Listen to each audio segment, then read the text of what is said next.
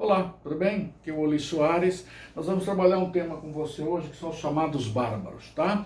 Vamos trabalhar de uma forma diferente. Nós vamos mostrar para você, nós vamos montar um mapa conceitual, perfeito? Para aí depois você vai estudando em casa com bastante carinho, tá?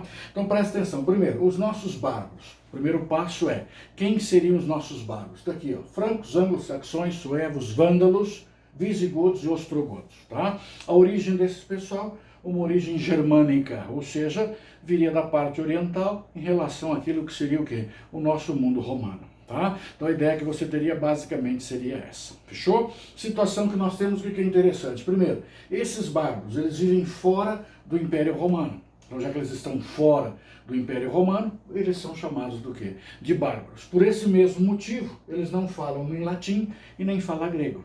Então, se você vem da parte oriental da nossa Europa, vive fora do Império Romano, não fala latim, não fala grego, os romanos chamaram você do quê? De bárbaro. Perfeito? Dentro dessa estrutura está aqui, a sociedade que esse pessoal apresenta. É uma sociedade formada por uma elite guerreira. Portanto, uma sociedade coletivista, ou seja, não há uma ideia de propriedade privada. Isso significa dizer que tudo pertenceria a todos, tá? Salientamos ainda uma religião naturalista, ou seja, eles são animistas, eles acreditam em quê? Em forças da natureza. Então um detalhe interessante está aqui, ó. Politeísta, vários deuses, tá? Para ficarem apenas alguns, Odin ou Wotan representando a guerra, o nosso Thor representando o trovão e o Loki, que seria o representante do mal. Portanto, nós temos vários deuses numa situação eminentemente o quê? Animista, tá? Destaque interessante que nós temos duas condições, a questão do céu e a questão daquilo que seria o inferno. Então, o primeiro passo seria, no céu, a Valhalla, ou a Valhalla, como queiram, tá? Onde é destinado simplesmente aos guerreiros. Aqueles que morrem em combate, eles simplesmente iriam viver aonde? Nesse céu. Onde as Valquírias, que seriam as deusas guerreiras, iriam servir para você aquilo que nós chamamos do néctar dos deuses, ou o chamado hidromel. Agora, se você não morreu em combate, olha só o que é reservado para você, é o chamado inferno, que é o chamado Hel, onde haveria trevas e ranger de dentes, tá? Situação que nós vamos encontrar dentro desse grupo bárbaros. Da onde esses caras vêm? Da nossa Europa Oriental. Por isso que você diz para nós aqui, ó, são os caras de origem germânica, eles vêm de fora do chamado Império Romano do Ocidente, tá? Então se eu estou fora do Império Romano como um todo, eu simplesmente sou bárbaro, em relação à parte oriental e à parte ocidental. Tranquilo? Situação que nós vamos encontrar aqui está ali, olha só. Eles não têm uma noção de Estado. Cuidado que isso vai sempre aparecer em prova, tá? Às vezes aparece em prova para você o quê? Um Estado unificado, uma cidade-estado, uma organização estatal. Não, eles não têm uma noção de Estado. Como é que esse povo vive? Está aqui, ó.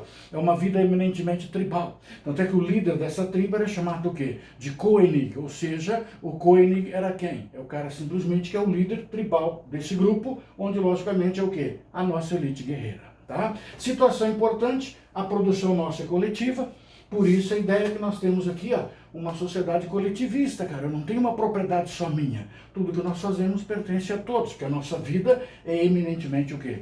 Tribal. Dentro dessa estrutura, olha só, que atividade eu faço?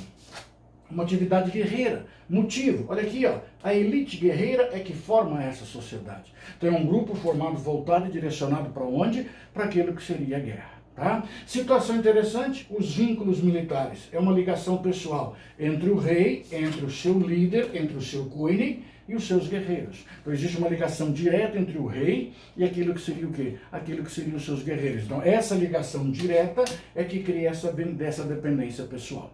Com essa dependência pessoal, o que vai acontecer? Estabelecemos uma série de regras. Como é que a sociedade bárbara funciona? Então, primeiro passo, um direito consuetudinário, baseado em usos e costumes, que entra dentro de um Império Romano que já tem um direito estruturado. O romano já fala em direito civil, já fala em direito dos estrangeiros, ele fala em direito natural. Para esse nosso mundo bárbaro, não, é baseado somente em quê? Nos usos e costumes que você possui. Tá? Salientamos alguns costumes básicos, por exemplo, a ordalha. Ordalha é a prova do fogo. É uma maneira que você tem de provar a sua inocência.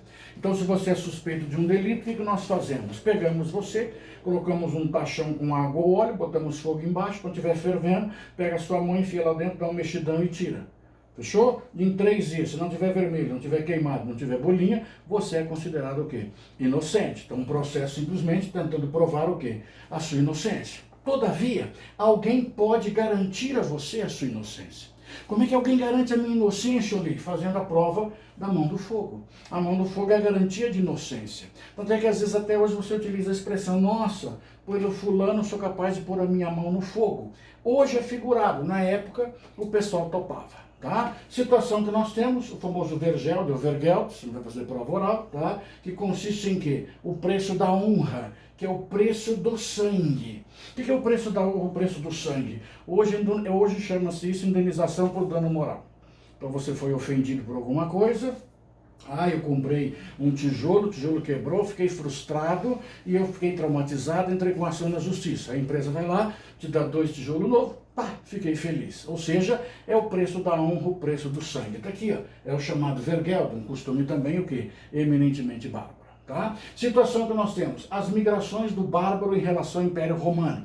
Como é que esse bárbaro chegou em Roma? Como é que esse bárbaro foi parar em Roma? Ele foi parar em Roma de 2 formas distintas, tá? No século III e no século V. Tudo depois de Cristo. Fechou? Tudo depois de Cristo. Então o que vai acontecer? No século III nós somos pacíficos. Nós entramos em Roma por qual motivo? Porque Roma está em crise.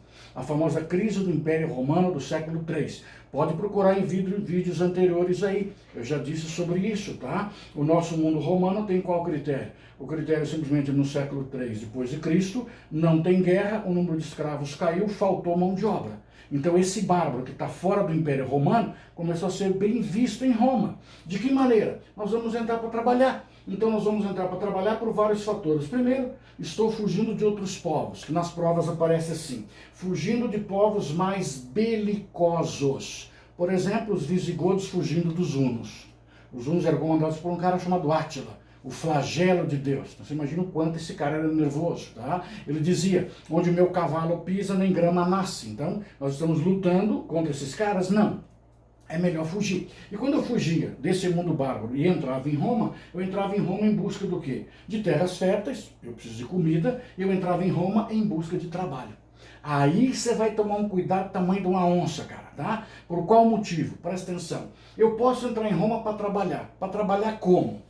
Como colono, como soldado. Até aí, todo mundo entende. Aí a sua UFSC, uns anos atrás, aí, o que ela fez? Ela fez uma provinha que colocou o seguinte, os bárbaros entravam em Roma, fugindo de povos mais belicosos, tá aqui, ó, povo bélico, e eles topavam, inclusive, ser até escravos, cara. Olha que loucura, entre brigar com os nossos hunos e ser escravo em Roma, era melhor você ser escravo em Roma.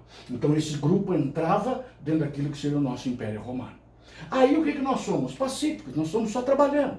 Mas quando eu chego no século IV, cara, o que aconteceu? O século IV, a crise de Roma foi se agravando, foi ficando um caos, Roma foi virando terrível, a produção está caindo, está faltando comida. Qual é o grande pepino? Divide Roma.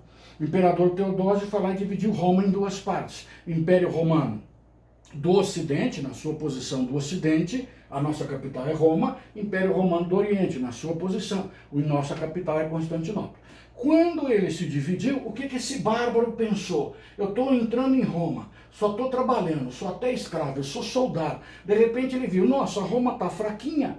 De pacífico eu me tornei violento. E quando eu me tornei violento, eu vou simplesmente derrubar Roma. E quando eu derrubo Roma, é aí que surgem o quê? Os reinos bárbaros no Ocidente. Quais reinos, Oli? Esses aqui, ó. Deixa eu vir para cá para não tampar. Os reinos bárbaros que vão se formar são exatamente esses aqui.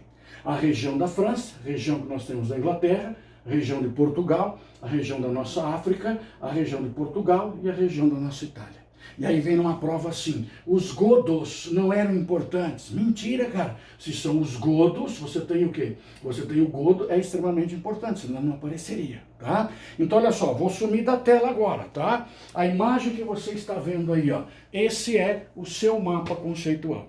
Esse mapa conceitual eu gosto de chamar de mapa mental. Chame do que você quiser, tá? Mapa conceitual ou mapa mental. Com isso aqui, você tem nas suas mãos o mundo bárbaro. Fechou? Isso é bárbaro. Beleza? Tá me vendo? Tchau pra você. Um grande abraço do Ali. Tchau, tchau.